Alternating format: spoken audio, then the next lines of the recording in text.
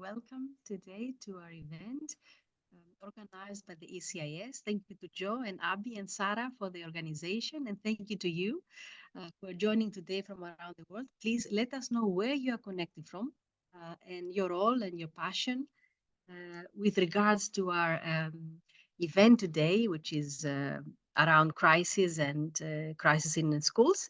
Please let us know where you're connecting from. I can see some names already. I will say hi to Heba Malini, Jean-Claude. We have Brittany. Yes, so far, and people will be connecting as we go along. Okay, so please put in the chat where you're connecting from, as well as your role, and we will have the time to have questions later on in the middle of our presentation, but also at the end. To let you know where we are connecting, we are the ECIS Inclusive Education, Emotional Learning and Behavioral Support Special Interest Group. We have a lot of events already planned.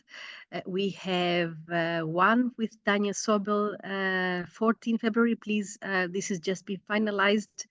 This is the International Forum for Inclusive Practitioners. We have one with UDL, around UDL themes with the International School of Helsinki and Ami Leino, as well as her team at the International School of Helsinki in Finland.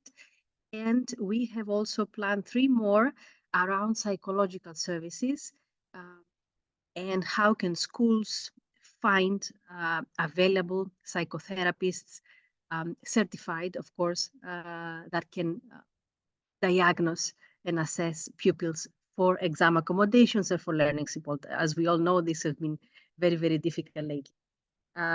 Just to welcome Pascal, Vincent, yes, and again, let us know where you're connecting from and put your questions in the chat.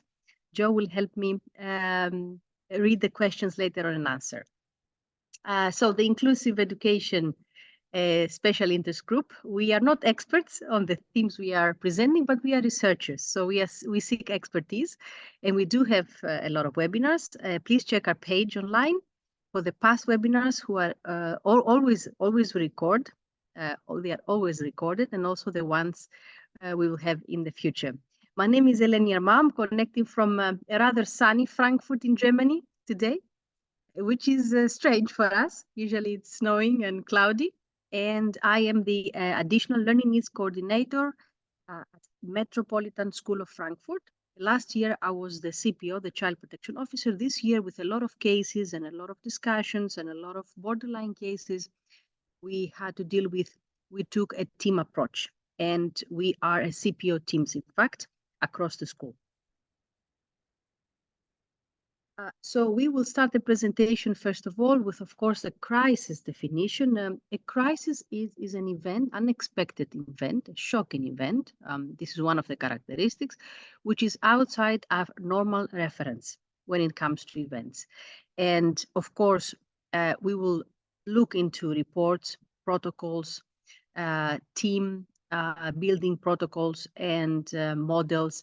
There are different ways around the different institutions. Either it's a medical institution or it's a psychological institution or schools, which is what we're interested in. As well as we will see crisis management tools, and we will talk about special themes with a special focus on child protection and in crisis management. A little bit of housekeeping explanation of our symbols. When we have, let's discuss symbol on our slide, you can interrupt me. Please, you can raise your hand or even unmute yourselves. You can make comments, and at the end, of course, we'll have questions. In the red box, the symbols with the key has to remind us that we have to, when we share case scenarios here in this presentation, but also in oral events, please, we need to keep to observe confidentiality and to protect the data of our students or teachers or the actors, you know, the players and the actors in a case scenario or in a real experience, a real crisis we experienced in our school. So please, we need to remain, to keep things anonymous, and we need to help them remain anonymous when we discuss. I'm sure you all understand that. So we will start first of all with you can see my screen, correct? You can see my screen is visible. Yeah. Yeah. Joe, it's perfect. Okay, the whole screen, right? Because I also see the Zoom kind of bar. Okay, so the first model that will help us approach crisis management in schools is first of all to understand a school culture and the elements, which is a system, and the elements which consist and are included in this system. And of course, we'll use the reference of an iceberg. So we have at the surface, over the surface, on the iceberg, the norms and behavior and artifacts which are visible in our organizations. We say, for example, yes, we observe confidentiality, we protect with policies and child protection, we have crisis management protocols and tools, we have teams to assemble in times of a crisis. And this is what is visible and it's tangible. Personal values and attitudes, and I would say, permit me to say, real beliefs on learning support, crisis management, and child protection can differ from one colleague to the other, from one leader to the other, and they are less visible and can be talked about or not be talked about. The third element in a school culture, but actually in any organization, is cultural values, are cultural values and assumptions, and usually are not visible at all. This is the model that a school leadership, a board of trustees, whether you use this term in your schools, can use to approach the way we deal with problems and conflicts, and of course, crises. I'm from Greece. This is where I come from, and of course, crisis in Greece means decision in ancient Greece, ancient Greek. This is, I think, it's very telling how important it is to when you have a dilemma. Actually, the crisis is a dilemma. To decide correctly in an ethical manner, in a way that protects all the stakeholders in your organization.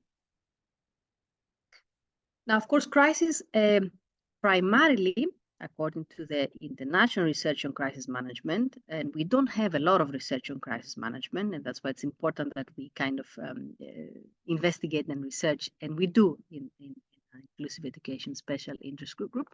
So most of crises result from relationships. It could be relationships with, with parents, teachers, colleagues.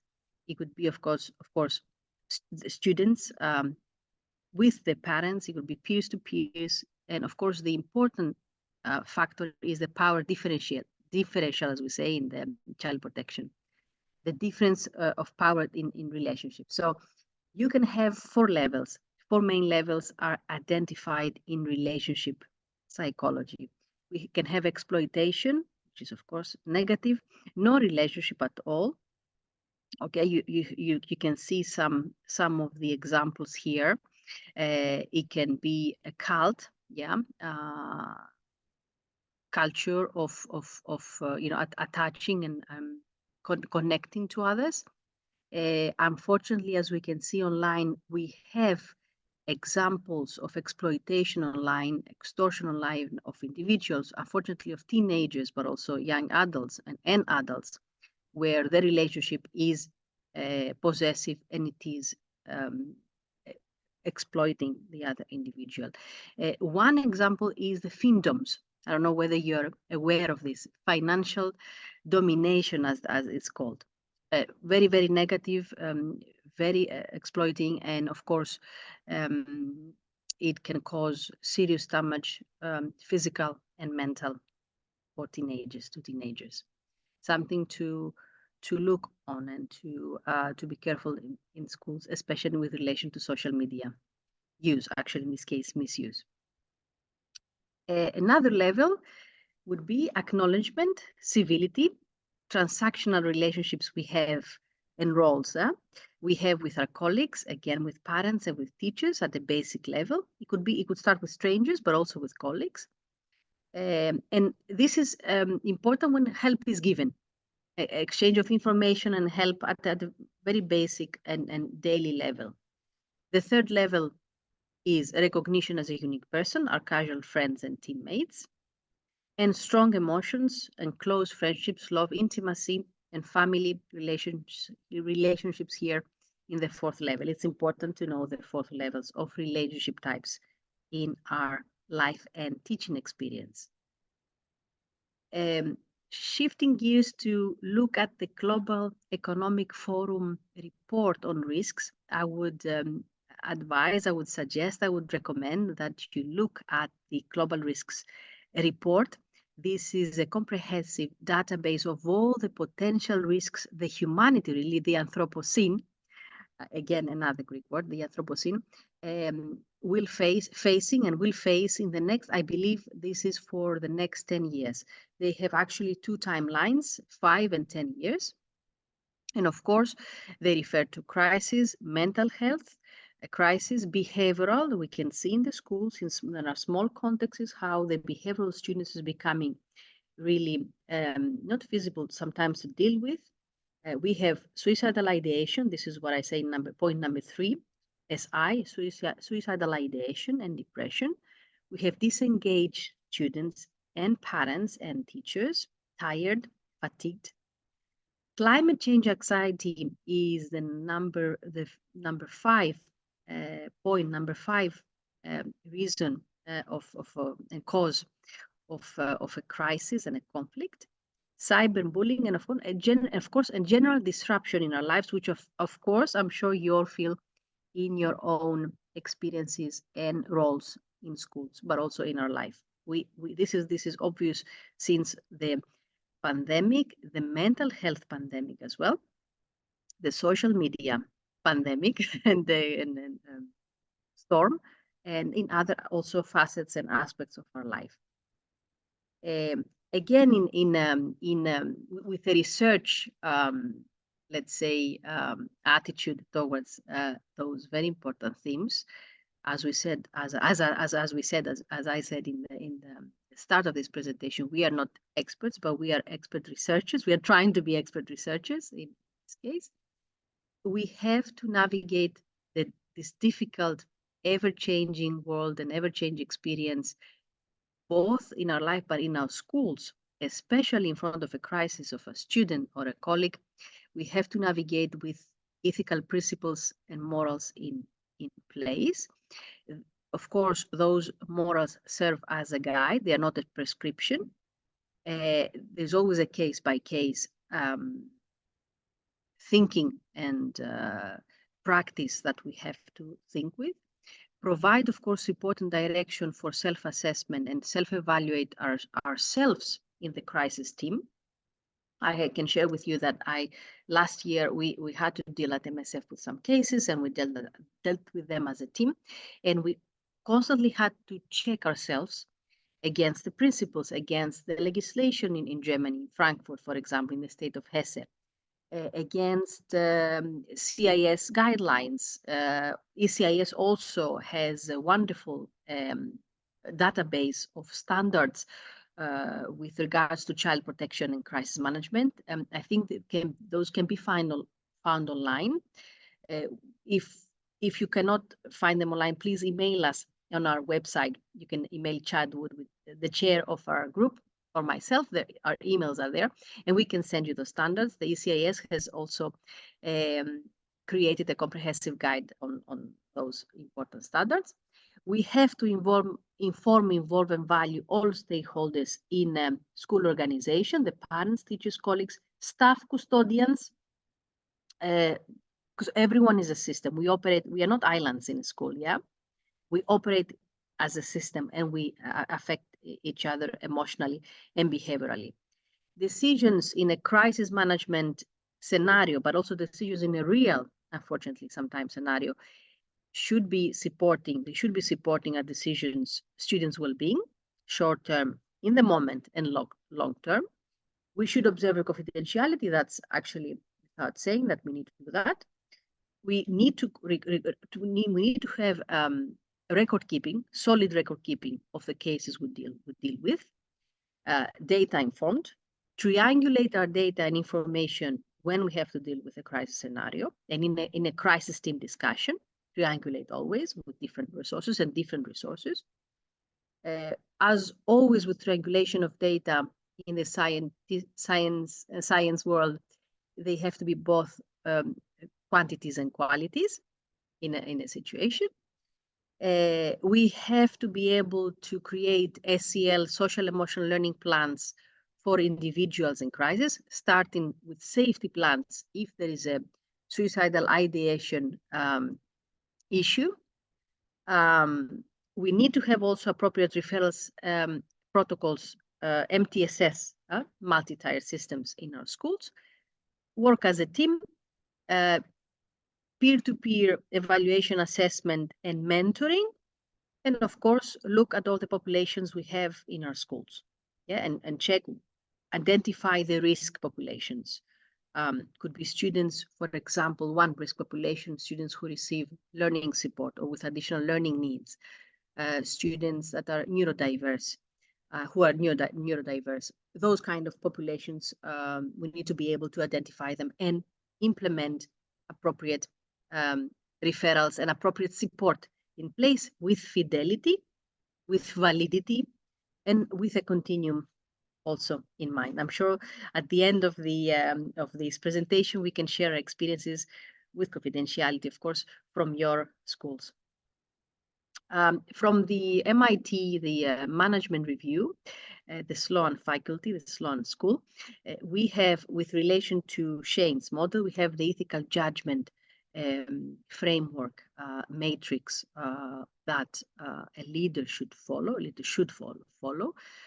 Of course, thinking first of all, with starting from accountability as a starting point, integrity and justice, fairness, and a leadership which in crisis situations, in crisis time, is driven, of course, is passionate, is motivated, is informed, and is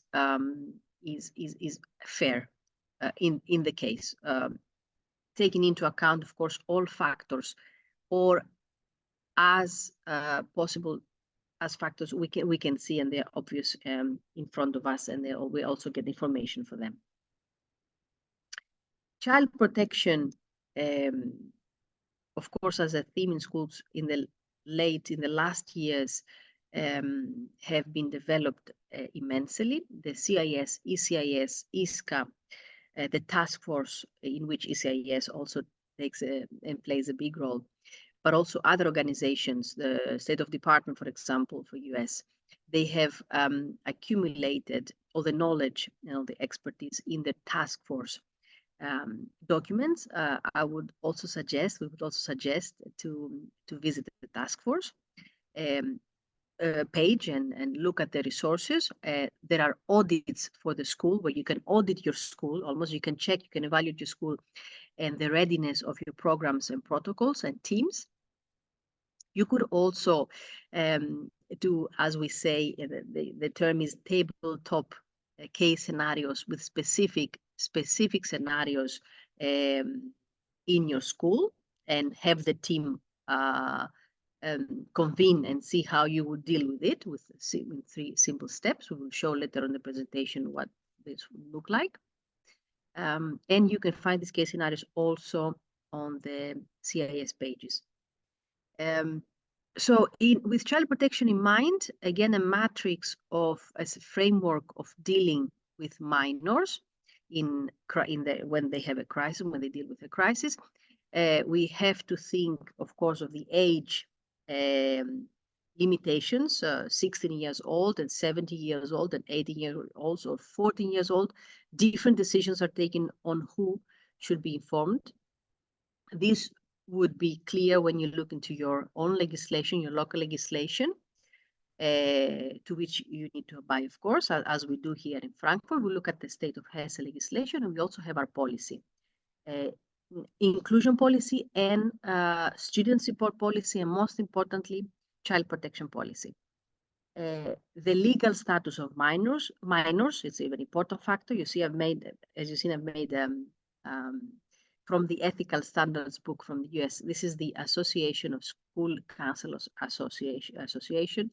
They have an immensely helpful book to child protection officers and child protection teams with 100 court cases on child protection and how they dealt with the cases. First of all, the incorrect way, and then the correction, and advice on how you could deal with the case.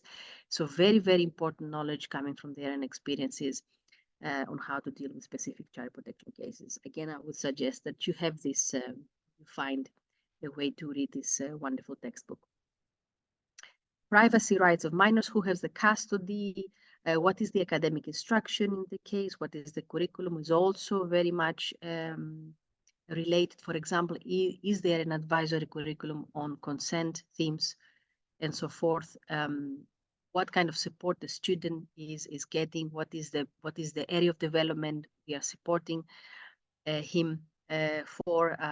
Chronological levels, they are always, as we know, teenagers and minors are developing brains. Therefore, any events, any crisis event, any social media misuse or abuse, any peer-to-peer abuse would significantly shape their brain development and their own development as well as personalities. So good to think that when we have to take a decision, we take it through the framework. Again, not a prescription here, just some ideas on how to think and act.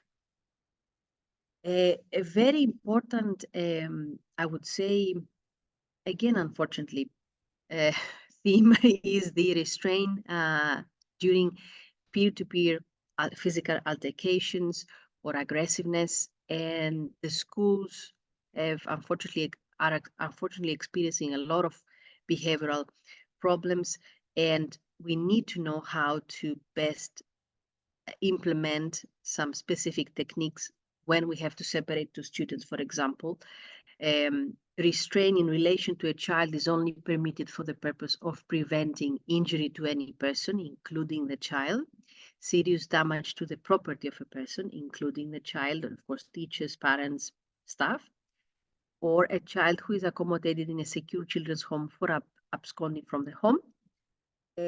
Trained staff should only use techniques that are approved, of course, by the home, we mean by the school of institution here, not impede the process of breathing, not be used in a way which may be interpreted as sexual, not intentionally inflict pain or injury or threaten to do so. Let me please highlight or threaten to do so, because then we are amounting to a threatening situation. Avoid vulnerable parts of the body, avoid hyperextension, hyperflexion and pressure, and not to employ potentially dangerous positions or any other tools. Important guidelines you can use. I have added the source at the at the bottom of the slide, and you will have the slides. We will send you the slides, and also the recording will be shared with you by Joe later on. It will be on our website for you to look at again and to also visit the resources, so that you can build your own protocols and policies in your schools. Very, very important, I would say. This is this last slide was actually created last week, because it was last week that I found this very important resource from UK.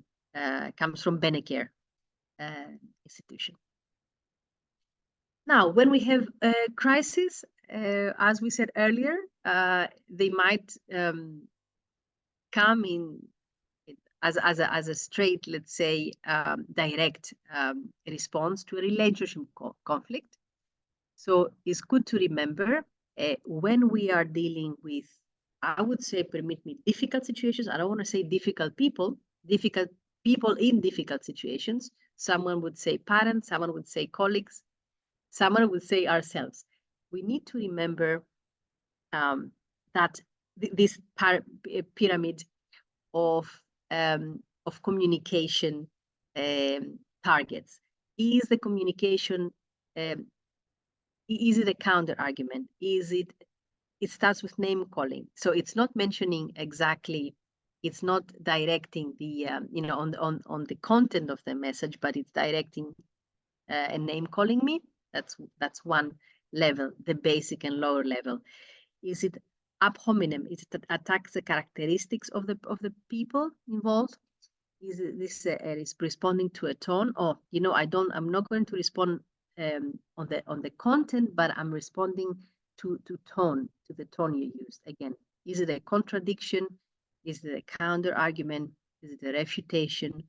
Or is it really refuting the central point, which this is what it should be. We should always try to strive to sit at the top of these pyramids and explicitly refute the central point of our argument and in a crisis situation. Very, very helpful way, I think, to conceptualize communication and conflicts in communication.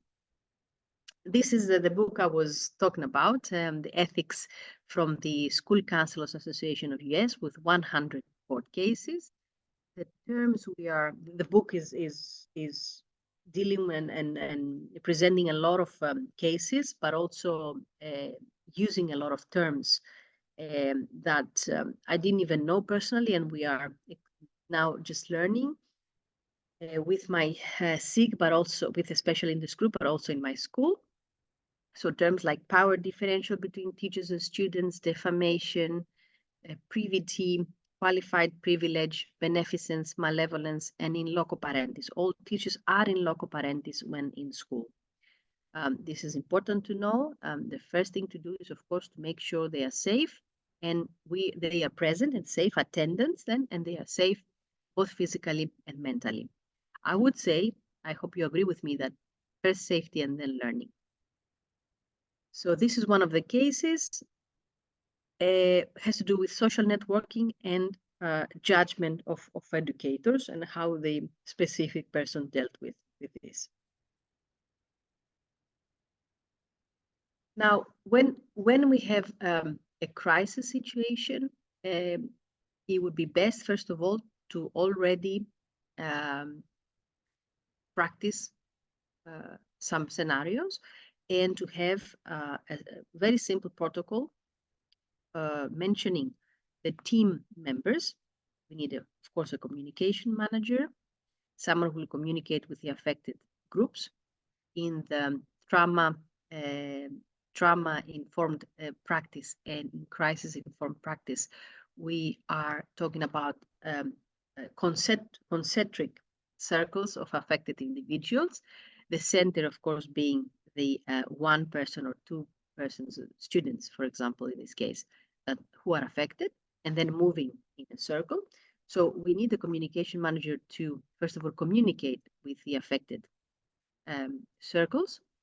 We need also a communication manager, usually the marketing manager or the director of a school or the chair of the board of trustees. This is something that you have to sit down with your leadership team and identify specific roles and specific responsibilities who will deal with communication.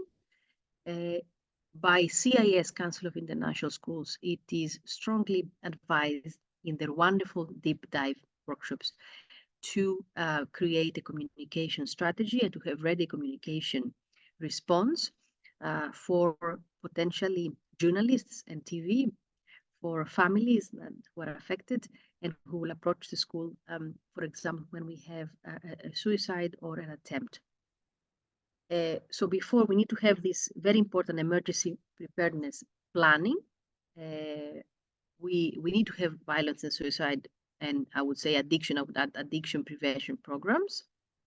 We need to implement them with drills to diffuse and escalate in a real crisis. And of course, after, we have to evaluate. Very, very important to evaluate ourselves as a team and as a school collectively, and evaluate on the response, the quality of our response, the time, the reaction time, and of course, how calm we dealt with the crisis, and also some other very interesting evaluation points, self-evaluation. You can find on this from the Crisis and Trauma Institute in Canada. You can visit the website, and they offer training also for individuals and teams and whole schools on crisis management.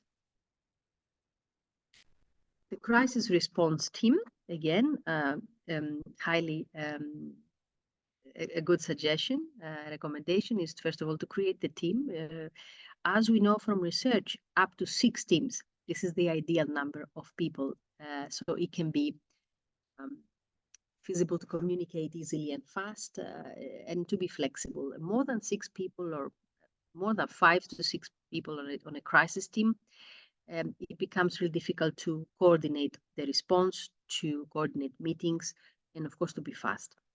I would say, as we do at MSF, a WhatsApp group with entitled crisis management, or crisis response team WhatsApp group would be really helpful to have this fast communication you need, which is the number one key in a crisis situation. And I have personal experience when we were dealing with specific cases where we had to immediately send this message and locate the student who might have been able to attempt a suicide, or was missing, on a specific day. And that's the real case that we had to deal with. Determine the goal, and so meet with the team, have specific roles assigned. We need communication, we need the leader, we need someone who will record and document what you are doing. Very, very important. If the crisis scenario and the crisis situation leads to a court dispute, and there is litigation and so forth, you need to have those records. You need to have report incidents. You need to record every step and every action with a time, a specific goal, and who and what and where and when. Again, the Crisis and Trauma Institute, they have specific forms and textbooks on crisis management, and they are providing those forms. But also other institutions. I know the CIS is also very good with crisis management, and they offer training. So create the team, the roles, the leader, the communication manager, the record person, data collection. You also need to have counselors on your team. They will deal with the debriefing. You need to train your debriefers on how you complete and implement a debriefing protocol for those concentric circles, as we said, of affected students, parents, and teachers, and staff. Determine the goal and the mission of the team. Define the potential types of incidents that will be responded to. Review the tasks of the team. It's very important in a crisis situation to have assigned roles, clear roles, to avoid the conflict between different people and different professionals, and discuss the dynamics. We will have a slide on dynamics later on. There are certain undiscussables sometimes in schools. You have to, again, as we said, to define the team communication. Emails is not the best way always to communicate. If you're fast in responding, yes. Again, a WhatsApp group or something else that also needs to be dealt with carefully, not to put any judgment or any defamation or any other potential endangering content there. So be very succinct and be very fast and specific. Of course, networking so that you can have the experience and seek expertise in crisis management. Again, as we said, we are not experts at the SIG. We are seeking expertise and we are researching. And certainly, the special interest group would like always to invite you to events where we are exchanging this and we are learning from you and you're learning from us, this very important information on crisis management at this event, but also on UDL and learning support and other very, very nice and important and helpful themes. And of course, monitor the last step in a crisis response team, monitor and self-evaluation of the actions we took when we had the crisis unfolding in front of us, and the first actions, the middle actions, but of course the follow-up. After the initial responses, we, as we said, evaluate and debrief, continue assessment of the case and follow up with all the involved stakeholders, students, parents, teachers, and staff. The number 3 point is only for bereavement and grief situations when we have a loss. So you can just note it at this moment. And also point number 4, again, when we have a loss in a community of a school. When we have a loss of a teacher, student, or parent, we need to be looking into those memorial options and anniversaries we need to have. This is important. Again, the Crisis and Trauma Institute are an expert on grief and bereavement, and they can give you specific training and information and forms on how to organize your team response and how to be prepared. As you can see here, a more specialized timeline of events and phases. So this is after, of course, safety, presence, and connection after the crisis incident. Then we move slowly. Time will really give us this phase and the preparedness we need for remembrance, mourning, and integration, again in terms of grief and bereavement, and a balanced reconnection. We will be revisiting this, and those are incidents and things that define a school's culture and a school's development. So very, very important, and define us also as individuals, as they define us as teams and schools. When we have a crisis situation involving a student with depression or SI, suicidal ideation, we have to seek appropriate psychotherapeutic help, which I would say need to be, you need to have those networks or to find and certified by the local association of psychotherapists in your country, in your cities. This is very, very important. It has to do with medical and ethical guidelines, and they are very important, in fact, in psychology and psychiatry, as I'm sure you know. Not everyone is trained to deal with CBT, cognitive behavioral therapy, DBT, dialectic, which is, and I have it in here, I have highlighted, because DBT is for trauma and crisis. DBT, dialectical behavioral therapy, is used by certified psychotherapists and psychiatrists in cases of a trauma or a crisis. Again, this is a big non-exhaustive list, but it could be suicide, or it could be an injury, a fatal injury, or non-fatal injury. It could be a self-harming, a severe self-harming of a student, and so forth. Play therapy and role therapy also are used in this journey, as you can see, through the forest and through the river of healing. And as you can see, that it starts with assigning meaning, because the first thing we do when we deal with a crisis, and you can now refer to your own experiences, and I can refer to my own experience when I had to deal with a crisis, is assign a meaning and find an identity in a crisis situation. That's the first thing you do. And then, of course, this translates into behavior. That's why in behavioral support we say that behavior is manifestation of inner self.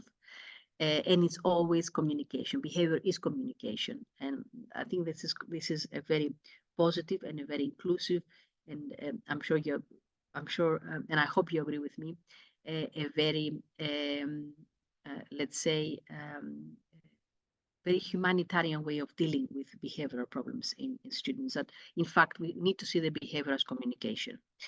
So we associate the event with new sounds and smells and sensations, and those implicit and explicit sensations become very important, and we shape actually the incident, the crisis in the trauma, and this will define us. Now, how we'll deal with this, it depends from many factors. Again, going back to, this is from another institution organization in US. This is the Crisis International, and this comes from the best practice guide for transforming community responses to crisis. And as you can see, it's a helpful circle of thinking. First of all, structure your team, plan the phases, record and document your actions, have ready those forms. You're not going to be able to create forms in the moment to record your actions. Liaise with expertise, webinars, for example, training, find expertise. For example, here in Frankfurt, we have Project Petra. They are legal consultants, they are child protection officers and lawyers, and they can help us. The blink of an eye, really, just calling them. Adapt, assess, adapt, and alter any plans according to your culture and according to the characteristics of your community. Evaluate in depth, self-assess, again, as individuals and as a team. And of course, as I forgot to mention, clarify the roles and have those tabletop drills with real case scenarios. Yeah, this is very interesting when you have to go through a case scenario in your school. Initially, you will feel uncomfortable. You will have this shocking thinking, but then you have to navigate through that, and knowing that there are ways to deal with it, and there are protocols to deal with. The adapt also model is very important as well. In crisis. Again, this comes from the business world more when they have crises involving even, and it's important also mentioned on the World Economic Forum that the model, the report on risks, global risks, 2023 and 2024, businesses, financial loss, personal loss, loss of human life. It's important to, again, I would like to highlight the education and training, look at the transition and impacts of a crisis, and look at the change that leadership can bring. Some takeaways from some very helpful and knowledgeable summits and conferences, like the Web Summit, the Security in Amsterdam, and the Munich Security Conference. As we mentioned, the risks and the potential dangers that we have to prepare for in schools, online addictions, mentioning the fiefdoms of financial domination, and people, really adults, approaching teenagers and asking for financial compensation so that they become friends. Okay, that's really masking up, and we have a plethora of examples in this case. Invasion of privacy and extortion as extortion or on social media, inappropriate online communications in any way, in any aspect, easy access to inappropriate media like the dark web. More than ever, our teenagers are looking into ways to access the dark web. I have to assume that you know what is the dark web. Cheating and copywriting infringement, cyber harassment and sexual visual predators, and of course, cybercrime and cyber attacks on institutions and schools, also related to potential loss of very important information and data that can be medical, personal, and of course they are protected by GDPR law, and that can be instantly become very fragile, and everyone can have access to them, usually the perpetrators and the criminals. I would say Europol has a lot of training materials and a lot of resources online. Europol is the European Police Network, an institution, and you can check on their website also for information on how to deal with crisis management and crime with relation to crime in schools. And also they help parents. Any questions at this point? To make a small pause. Any questions at this point? Can you please unmute yourselves and let's have a discussion? And I want to say hi to Leoka, Nana, Naima, Stuart. Hi, Chad. Okay, Chad is the chair of a special interest group. Any questions you might have at this point? Maybe I should open the chat and see if you have any questions. Okay. I can see a lot of people, I can see Pascal is from Brussels, and we have from Basel, We have Monaco, Jean-Claude, Cambridge. Okay. I assume we don't have any questions at this point. We can continue. Yeah? Okay. So again, we have the response team. We have the crisis. We dealt with the crisis. We are in the debriefing phase. Debriefing phase happens immediately. According to guidelines from the Crisis and Trauma Institute, 1 hour to 3 hours after the event, we should have up a communication strategy and running, and we have to debrief our groups and if affected groups. No worries, Chad. I can see you said hi from Vienna. No worries, not to worry. I know there are a lot of Leuka, thank you. No questions, or you might have questions later on. Okay, so again, going back, critical incident group debriefing for affected, the family of the affected person, teacher, student, parent. The if it's a student, the close friends, the classmates, and other groups in other cohorts in the same grade, potentially the whole school. If it's something that we that has affected the whole school, how do we define? How do we measure who has been affected? Very important to know that we need those experts in. We need the team to measure physically what is the how many people have been affected, and we need the teachers as our eyes in the classroom and ears to see what the discussions are happening after the debriefing, after the incident, and see where we have to target, who we have to target, which circles, which individuals, which populations we have to target for debriefing. And this is, for example, for a bereavement crisis. I have a video there. You can access it now. We don't have time to view the video, but you can view a real debriefing done with a group of affected individuals in grief, and the debriefing is done and implemented by crisis and trauma officers and experts. I really have to highlight, those are fantastic experts. I have personally been trained by crisis and trauma, and I could never reach to the expertise and the way they deal with the protocol. I was really impressed. But we don't only stay in the Crisis and Trauma Institute. We may have crisis institutes in Europe as well. This is based in Canada. But you can, we will share the slides, we will have the recording, and you can always go on YouTube and check Critical Incident Group Debriefing from CTRI. Let's look at the time a little bit, Joe, to see. We have to move a little bit. Okay. Functional event analysis comes from a medical model from health, and a significant event with three concentric circles: the people, patient and individual practitioner, the factors we have to look at: social, personality issues, emotional, behavioral, physical, psychological. Always when we deal with a student in the school, critical questions to ask are: is the student supported externally? Do we know? Have we been informed? We should have, but sometimes the parents, they have to protect the personal data and information. Exceptions only in a case where the student can be potentially a danger to themselves or to others. So have this information as possible, shared with the family and the counselors and the crisis team.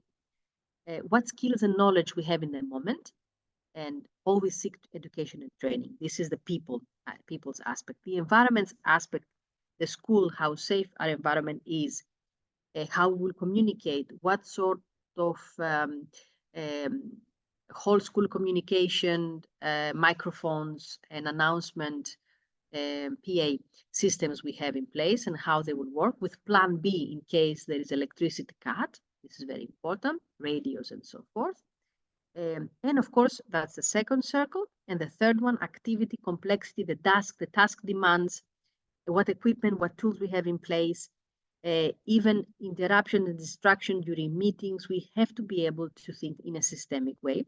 When we have a crisis, meeting, we have to be able to tackle as much as possible factors such as this in a functional event. This comes from US again, from NEMA, National Association for Health Disorders. Okay, for example, this is a real scenario. How do we start? Assemble a team in school. Look at the, who are the director, marketing officer, assistant director, principals, your CPOs, your child protection officers, your nurses, especially when students are having medication. Yeah, that's very important to know what kind of medication they are taking. This is medical information which only the nurse or the CPO should have, and CPO should have. If we have a psychologist, any volunteers, teachers, with clear specific roles, clear assigned roles, and the boundaries between the roles are also clear cut, defined. So we don't have any conflicts. Also, we don't need a conflict during a crisis. Get professional deep dive training and research from CIS, ECIS, and other institutions, CTRI, NAMI, certified in training for crisis management. Have an instant messaging group with specific guidelines, what is being said. We can't have one individual in the crisis in the WhatsApp group mentioning all the information and data. We need 1 or 2 sentences in each case, which should be targeting the actions, referring to the specific actions, not so much medical information, specific information in the WhatsApp group. You can find guidelines again during your training. Agree on the short-term goals and research best practices. Start a database, a directory in your school with resources, training, protocols, forms, and so forth, and audits as well, audits on your crisis team. Build this documentation base, your instant reports, your exchange of information, managing allegations, low allegations or high allegations, report, safety plans, protocols, and I would say good principle, good practices to have a summary of the child protection policy on your walls and for the visitors to view first and to sign on it that they have in fact read the child protection policy when they enter your school. Again, this is not in any way any prescription. It's just a description better of best practices. And practice with scenarios every 2-3 months. Have a real scenario with your team and see what you can do. And do again to see where you have developed. What is the growth of your knowledge and practice. Undiscussables is very important. We have to discuss the undiscussables in the team and departments, and then you have to find time to tackle them. For example, this comes from management practice. Do team members think things they dare not say? Navigate those uncomfortable discussions. Find a way to at least deal with some of them. Do they say they share certain values, but they fail to practice them? I'm relating this back to the Shane model of culture of management. Do they have negative feelings they can't name? And are they unwittingly engaging in unproductive behaviors? It's good to discuss the undiscussables in your team, in your crisis team. It's good to check in this self-evaluation. Is good to check ourselves and the team, but individually, our personal biases and logical fallacies. For example, we deal with a family from another part of our world, and we have the assumption that they might deal with this in an inappropriate way. We should not have this assumption. We should always try to have good intentions and check ourselves against those effects and biases. For example, status quo bias is one of my favorite to look at. Feeling that change is loss. It's very difficult to deal with change. Gambler's fallacy: if something happened in the past, it might not happen in the future, or it might happen less times. The endowment effect, tendency to value things more highly because you own them. This is human. This is human thinking, human brain, human biases and logical fallacies, but we should, as professionals, try to tackle them as much as possible. So this is a resources list I have added, of course, non-exhaustive, a lot of more things you can find, and I hope you will be able to find a lot of resources. And thank you for being part of this presentation. I'm happy to hear your comments, questions, concerns, and tell us where you're connecting from. Do we have any questions in the chat?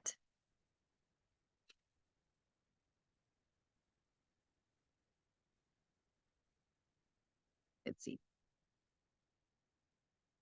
You're welcome, Chad. I can see you're writing in the. Okay, perfect. And any question, guys? Anything you like to share in your schools or experiences that we could help with? Please follow our events. We have planned a lot of webinars. We have one again in February, middle February. Final date will be finalized this week with Daniel Sobel from the International Forum on Inclusive Practitioners. We have another one for UDL with Eleni from Helsinki with a team. They're going to navigate for us the UDL technology and the inclusive characteristics and capabilities. We have 3 more planning with Chad. We are looking into that for psychological services, and because we know it's important for schools to be able to find available psychotherapists, very difficult lately, and to find the expertise and knowledge they need.